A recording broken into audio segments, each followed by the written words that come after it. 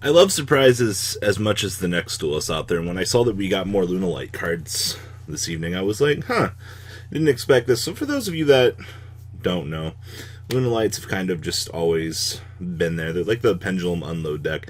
I believe they have a Towers for Lunalights as well that's basically this super large boss monster that kind of generates itself off.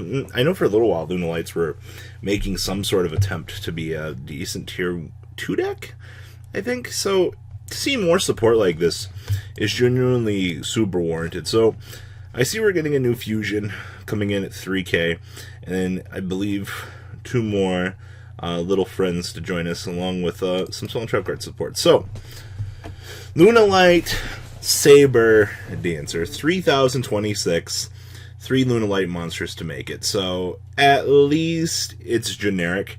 I know in the past we've talked about generic cards needing to be this way, and I believe the other Lunalight fusions, at least one of them does require another fusion to climb into.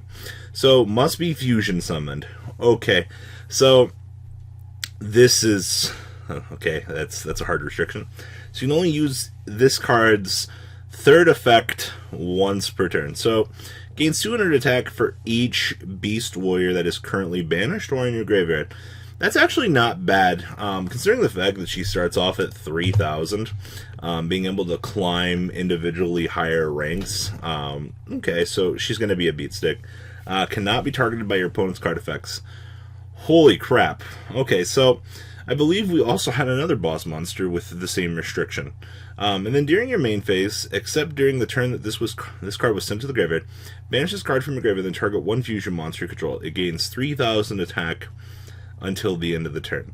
So I don't particularly find this effect to be all that good. I mean, I understand that you can banish it from the graveyard to power up something, but it sucks because it's not in the same turn that it's sent. It's obvious that Konami did not want this card to be used as an OTK generator. I mean, hey, just being able to link it off and then target something and give it 3k power. No, that's not what they were going for here. But this does give hope to Lunalight players. I mean, you have hope for a Link monster now. I mean, this is a fusion-based archetype, so at this point in time, like, getting at least a Link monster would speed up things. Because, I mean, if all of your boss monsters keep getting this cannot be targeted by your opponent's card effects clause, like, you're going to be in a much better position than you actually are.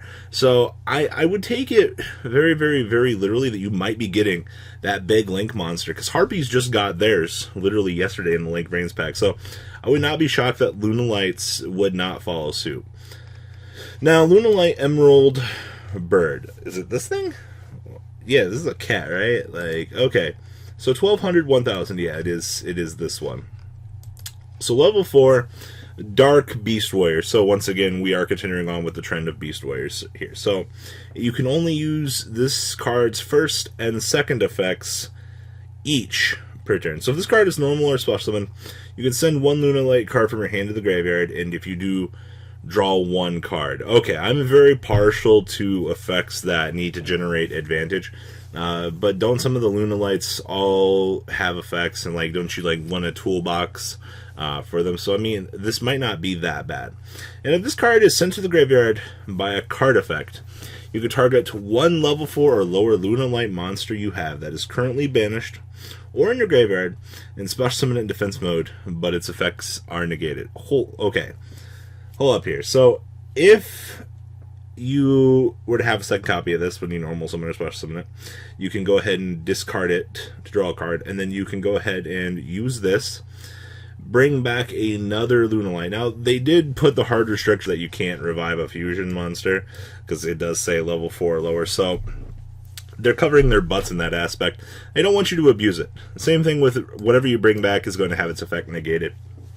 I don't know why they did that. As far as I know, like, Lunalights don't have massive crazy loop shenanigans built into the deck, but once again, it's a decent support card. Discard draw ones aren't terrible. I wish it would have said, you know, search one on summon, but I'm pretty sure they've got their Rhoda already at this point. So overall, it's not good, but it's not terrible. So I'll give them that. The fusion, though, non-targeting is fucking really good. So Lunalight Yellow Martin, It's a little kitty cat girl. Okay, so 800, 2000. You can only use this first and second effect each once per turn. Once again, if this card is in your graveyard and target one Lunalight you control except for Martin, return that card to your hand if you do. Special summon this card in defense mode, but banish it when it leaves the field. This is actually pretty cool.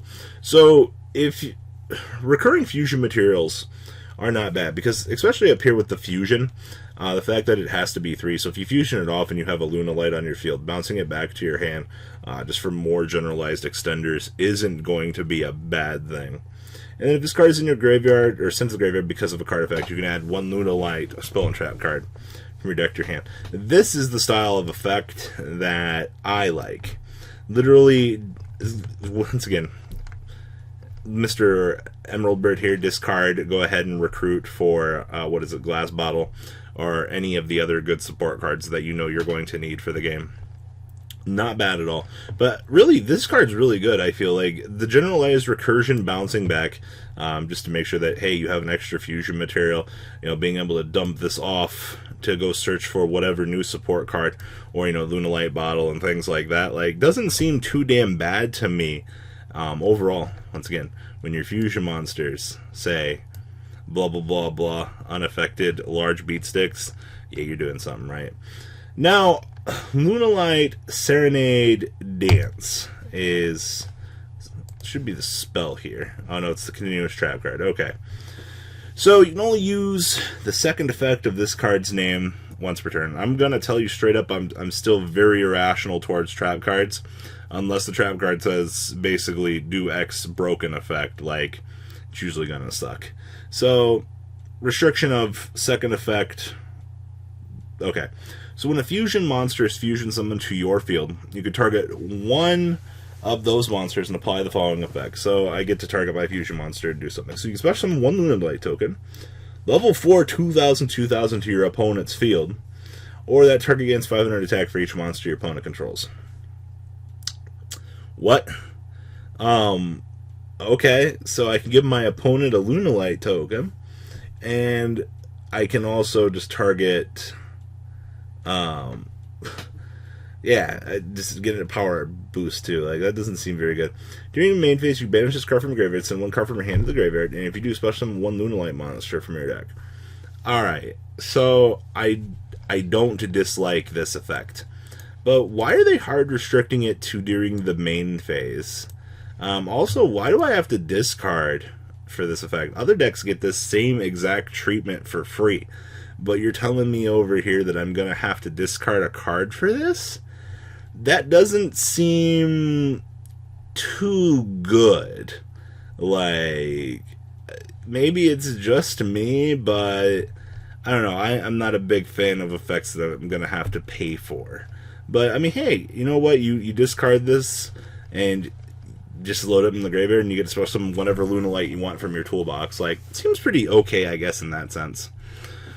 Alright, this is the big one, ladies and gentlemen. The Lunalights get the ability to fuse from the deck. So this is the big fusion spell. You can only activate one card with this card's name once per turn. Fusion summon one Lunalight fusion monster using monsters in your hand or you control as material. And if your opponent controls a monster with special summon from the extra deck, you can use one Lunalight monster from your deck or extra deck as one of the materials. So since the one Lunalight monster does require the one in the extra deck to fuse with, this is actually not bad. Now, it does... I wish we could use both materials. I'm not going to complain about that. The fact that we even get half of that effect is really, really cool. So, good part here. Lunalights get a shaddoll fusion-esque effect, which definitely will bring them into a much better time. Having another means to special summon from the deck, even if you have to discard for it, is okay. Still a little bit costly. Searches for Lunalight spell and trap cards are always okay in my book. Especially being sent by a card effect to trigger it. I'm absolutely fine with this, plus recursion is not terrible. The discard draw one isn't fantastic, but once again, more revivability options aren't terrible. And then, I mean, who doesn't like boss monsters that stand up super tall? You know what I mean? So guys, that's all I have for this video. Please leave a comment down below. Tell me what you guys think, and guys, I'm out. Peace.